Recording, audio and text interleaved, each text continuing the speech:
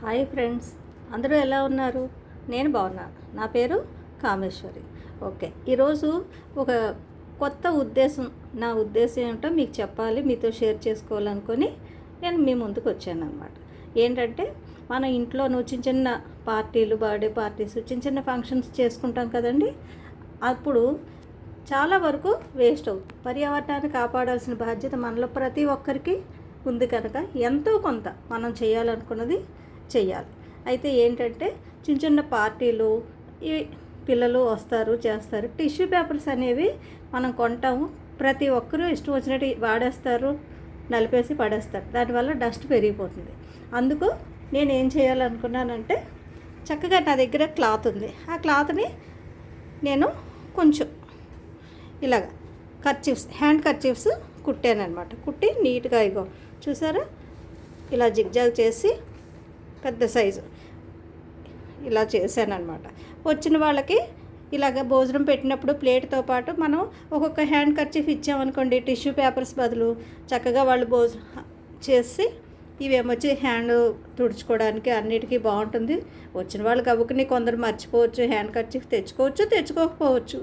కానీ ఈ tissue paper బదులు ఇవి వేస్తే బాగుంటుంది. ఇవైతే మళ్ళీ వాడుకుంటారు, వాష్ చేసుకోవచ్చు, వాడుకుంటారు, అన్నీ బాగుంటుంది కనుక. సమ్మర్లో తీసుకెళ్ళడానికి బాగుంటుంది, మెత్తగా ఉంటుంది, కాటన్ క్లాత్ ఉపయోగం ఉంటుంది అన్నిటికీ. ఒకవేళ మనం ఏదైనా ఒక తాంబూలం ఇచ్చినా, రిటర్న్ గిఫ్ట్ ఏదైనా ఇచ్చినా, ఒక క్యారీ బ్యాగ్ లేకపోయినా కాస్త ఇందులో చుట్టపెట్టైనా తీసుకెళ్ళడానికి ఏదైనా అవుతుందన్నమాట. చాక్లెట్స్, బిస్కెట్స్ పిల్లలకి ఏమైనా ఇచ్చినా ఇందులో చుట్టుకొని తీసుకెళ్ళడానికి ఇమీడియట్లీ ఉపయోగపడుతుంది. ఆ టిష్యూ పేపర్స్ బదులు ఇది ఇస్తే హ్యాండ్ తుడుచుకోవడానికి వాటికి బాగుంటుందని నా ఉద్దేశం అనమాట.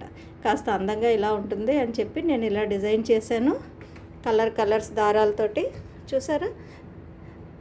అయితే అందరూ చెయ్యాలి అని కాదు, క్లాత్ ఉందనుకోండి, ఎవరికి వీలైంది వాళ్ళు చేస్తే బాగుంటుంది కదా అని, అంతే.